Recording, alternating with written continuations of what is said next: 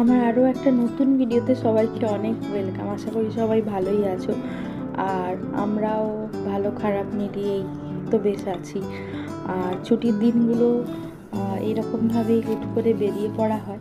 এরকমই একটা অর্ঘ্য ছুটির দিনে আমরা গিয়েছিলাম আমাদের বাড়ির কাছের একটা মলে। চলো, পৌঁছে গেছি আমরা। মলটার নাম হলো মুশরিফ মল। আগে বহুবার আসবো করে আসা হয়নি, তবে এসে বেশ মজাই পেলাম, কারণ আলিশা মজা পেয়েছে এত মাছ দেখে।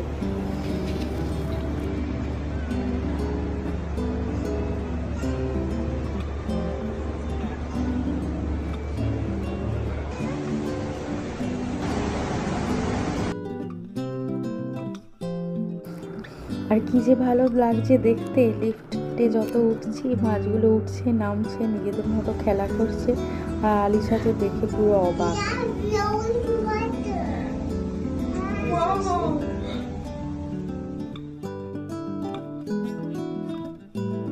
যা, আমরা তো উপরে উঠে গেছি, আর আলিশা ওইদিকে মাছগুলোকে কেমন করে খুঁজছে দেখো।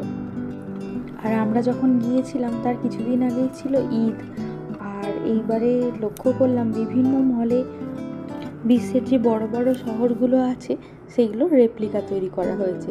চলো ওইখানে পরে যাব, আপাতত ভীষণ খিদে পেয়ে গেছে, তাই এসে গেছি ফুড কোর্টে।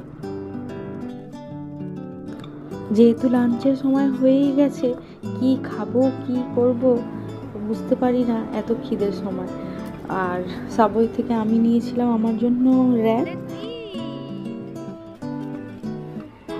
আর ওরা অর্ঘ্য আর আলিশা ওরা নিয়েছিল পিৎজা। আচ্ছা, ওরা একটা বক্স নিয়েছিল যেটাতে পিৎজা আর কিছু ফ্রাইজ আর ছিল পাস্তাও। তো চলো, সবাই মিলিয়ে মিশিয়ে তো খাওয়া হয়। তো খাওয়া দাওয়ার পর আমরা বেরিয়ে পড়েছি, আর এরপর নিয়েছি দেখো আমার পছন্দের সবজিটা। এখন এটা আলিশারও ভীষণ পছন্দের। চলো যাওয়া যাক।